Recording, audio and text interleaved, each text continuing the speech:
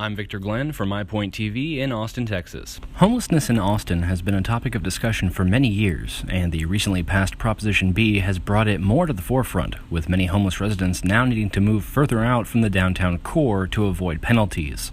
Austin officials who declined an interview request have said they are working on the problem, pointing out the newly opened shelter in a city-owned hotel.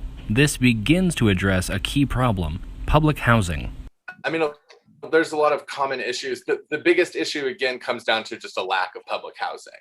There's X number of people trying to get off the streets and Y number of public housing units or housing that's available and affordable and trauma responsive in a way that people who have been out on the streets are going to be able to move into this place, afford it, acclimate, and stay in it. And the number of units that exist that fit that description are just too few. There's just not enough people. And there's this bottleneck where there's all these people on all these different wait lists waiting for housing vouchers and waiting to try to get in, vying for these spots. Beyond the need for public housing, a major issue contributing to homelessness is a lack of a safety net when falling on hard times.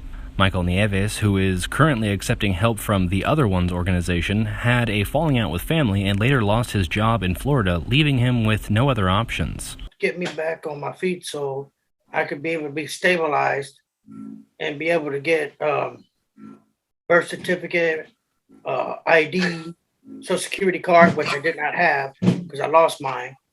I lost my Florida ID, which that got stolen, but I'm working on another one right now, trying to get a Texas ID.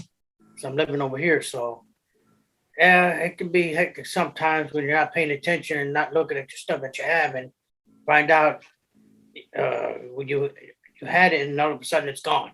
With many focusing on issues of crime and drug addiction, an ongoing discussion on mental health resources, and the resurgence of COVID, this is not a simple issue to solve.